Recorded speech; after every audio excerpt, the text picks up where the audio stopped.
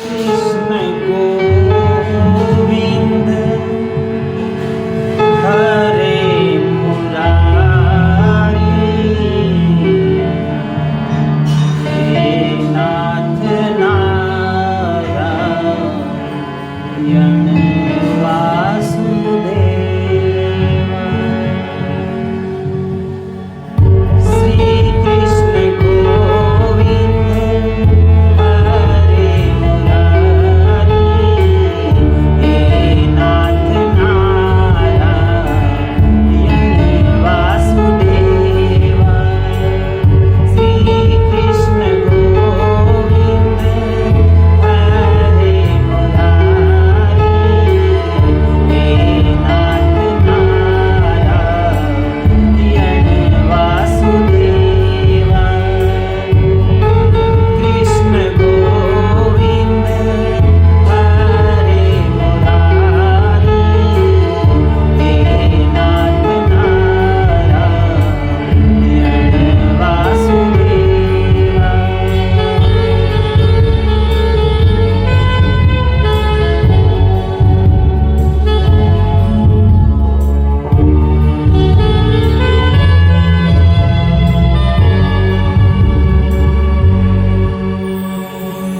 हे महाबाहो, हे ऋषिकेश, केसी निहंता, कहे गुडाकेश। त्याग और संन्यास मुझे को बताओ, अंतर क्या है प्रभु आप समझाओ।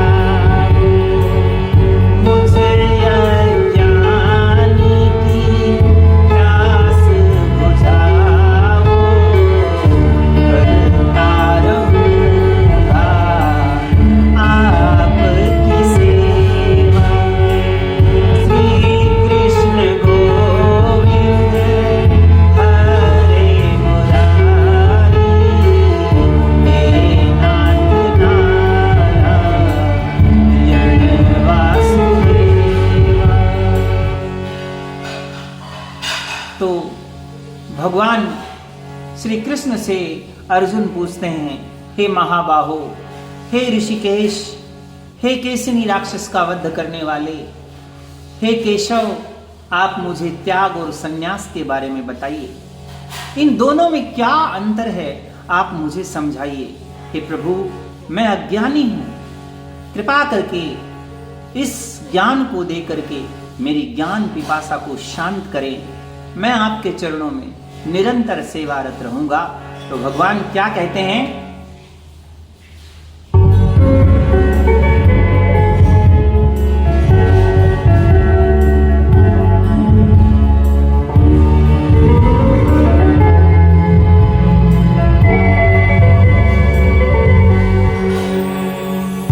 बोले हैं केशव, सुनो मेरे पारथ, कर्मों को छोड़ो जो है फल स्वार्थ।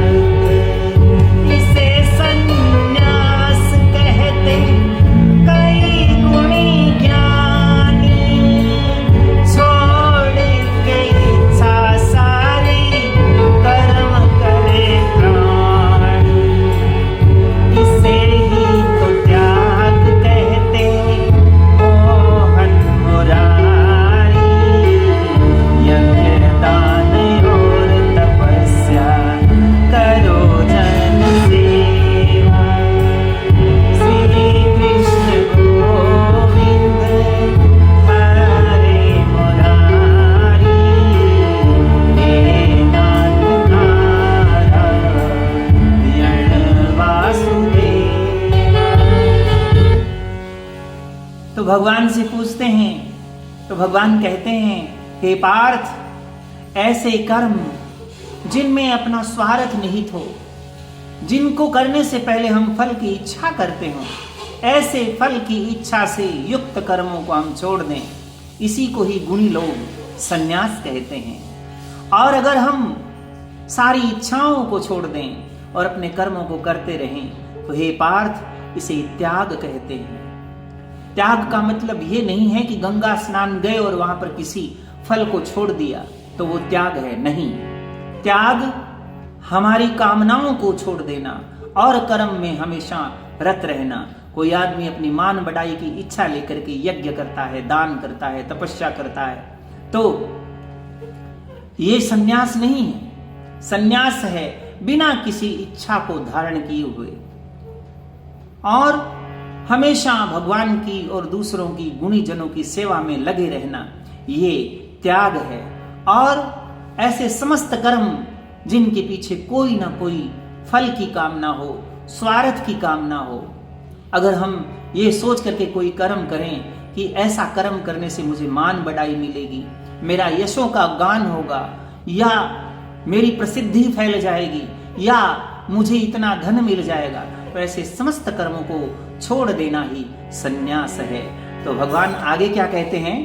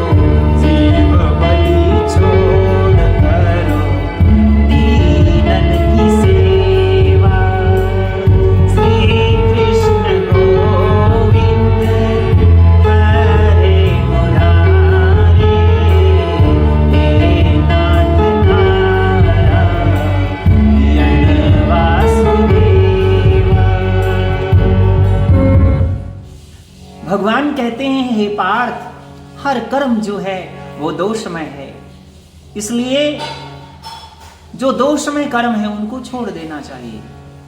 ईश्वर का ध्यान, दान करना और तपस्या करना, ये जो कर्म है वो शास्त्र विहित कर्म है। शास्त्रों ने इन कर्मों को करने के लिए हमें आज्ञा दी है, अतः इनको नहीं छोड़ना चाहिए। परंतु इन कर्मों को करते समय किसी भी स्वार्थ और फल की इच्छा को त्याग करके ऐसे कर्मों को करें। हे पार्थ, अब मैं कहता हूं कि त्याग जो है वो 3 प्रकार के होते हैं। भगवान कहते हैं कि सतो गुण यानी सात्विक त्याग, तामसिक त्याग और राजसिक त्याग, 3 प्रकार के त्याग होते हैं। तो ऐसा त्याग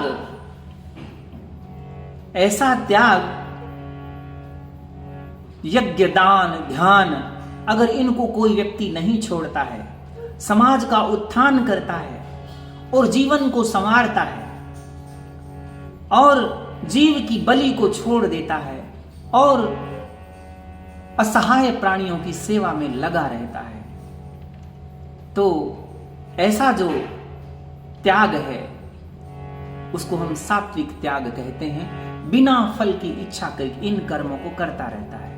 तो भगवान क्या कहते हैं?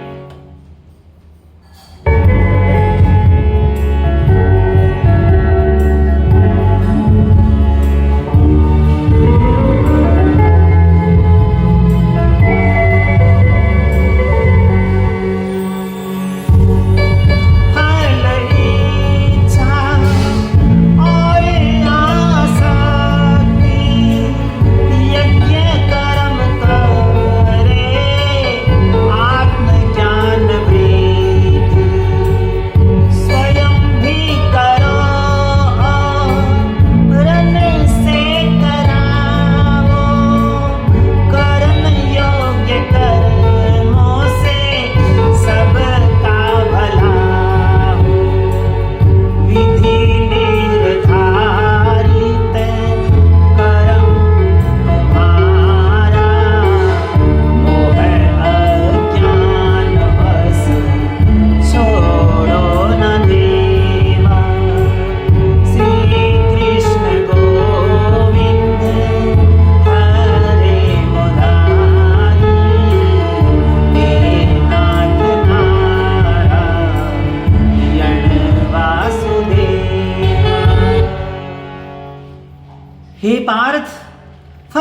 इच्छा को छोड़ दो, आसक्ति का त्याग कर दो। अब ये आसक्ति जो है वो दो तरह की होती है। कौन सी? एक आसक्ति वो जिसमें व्यक्ति ये सोचता है कि अगर मैं ऐसा काम नहीं करूं तो ना जाने कौन सा अनिष्ट हो जाए। इस प्रकार का विचार जो है वो आसक्ति कहलाती है। दूसरी आसक्ति वो होती है जिसमें एक व्यक्ति ये कहता है कि इस काम को तो मुझे करना ही पड़ेगा, इसके बिना तो काम चलेगा ही नहीं। इस प्रकार की आसक्ति। तो ये दो प्रकार की आसक्ति होती है। इन दोनों प्रकार की आसक्तियों को छोड़ दो, फल की इच्छा का त्याग करो, यज्ञ करो और ऐसे कर्म करो जो शास्त्रों ने निर्धारित किए हैं। ये हमारे आत्मज्ञान में वृद्धि करते हैं। खुद को भी करने चाहिए और दूसरे लोगों से भी ये कर्म करवाने चाहिए। इनको अपने करने योग्य कर्म कहते हैं, क्योंकि इन कर्मों से सबका भला होता है। हे पार्थ, ऐसे कर्म करना आपका कर्तव्य है। और यदि कोई व्यक्ति मोह और अज्ञान के वशीभूत होकर के ऐसे कर्मों को करने छोड़ देता है, मोह के वशीभूत, जैसे एक कोई न्यायाधीश ये सोच ले कि ये मेरा पुत्र है तो इसको अपने न्याय की भाषा में दंड ना दे, तो ये मोह के वशीभूत होकर के अपने कर्तव्य से च्युत होना है। और जब कोई व्यक्ति अपने कर्तव्य से विमुख हो जाता है, मोह के वशीभूत होकर के और अज्ञान के वशीभूत होकर के, तो ऐसे कर्तव्य कर्म को छोड़ने को हम तामसिक त्याग कहते हैं। भगवान क्या कहते हैं?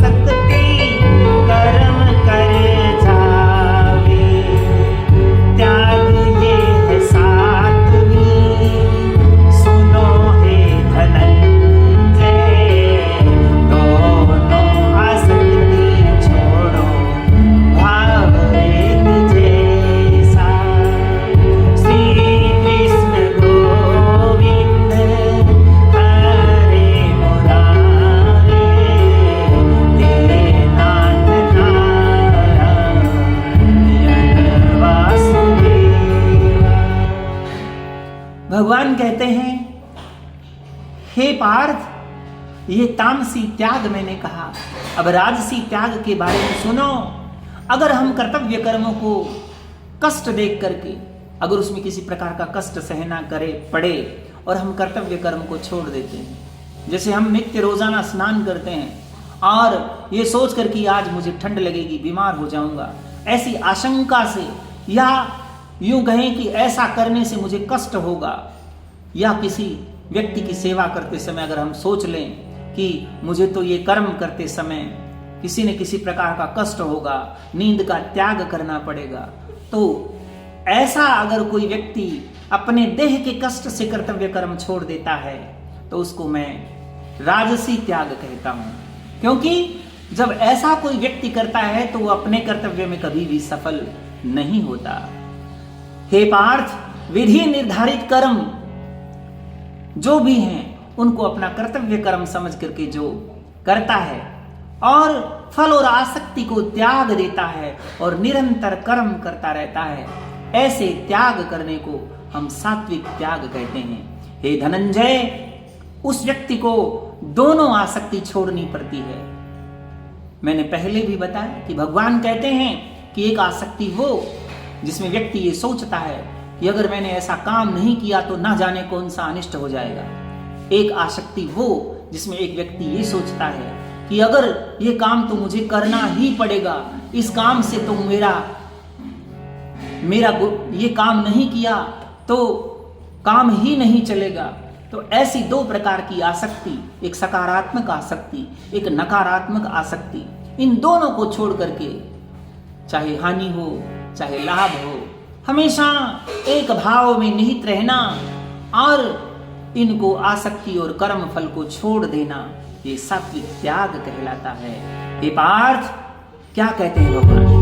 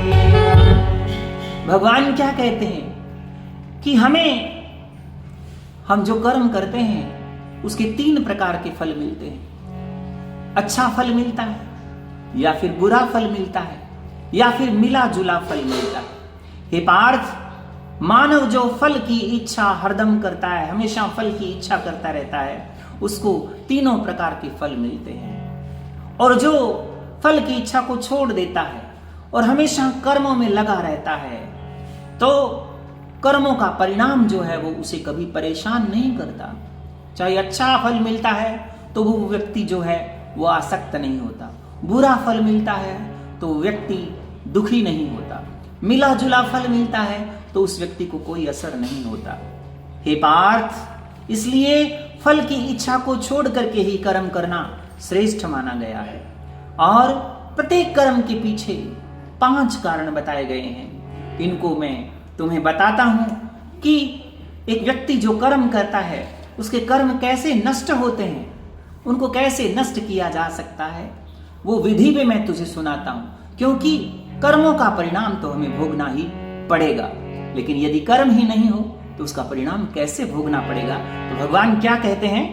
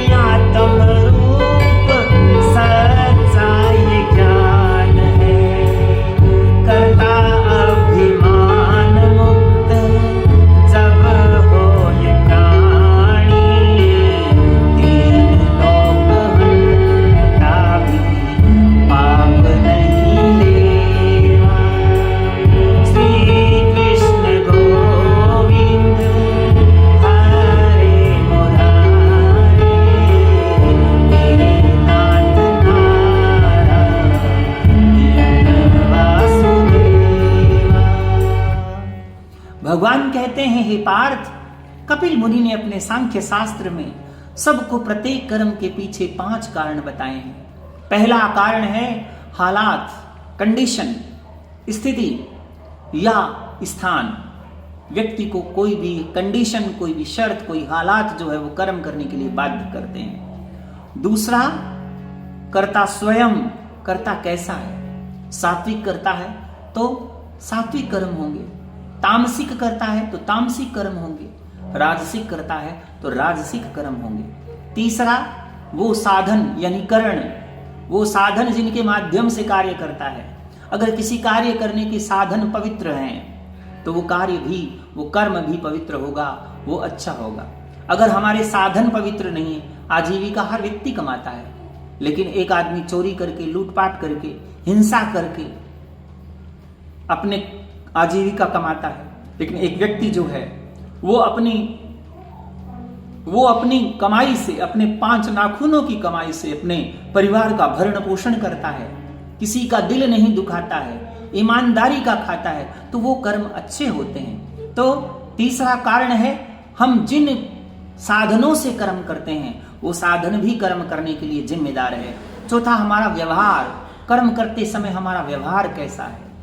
पांचवा, विधि का विधान, यानी आपके भाग्य में क्या लिखा है, विधि आपसे क्या करवाना चाहती है। तो ये 5 कारण जो है हे पार्थ, इन 5 कारणों को सांख्य शास्त्र में बड़ा विस्तार से बताया गया है और ये कहा गया है कि इस संसार में हर प्राणी आत्मा रूपी है।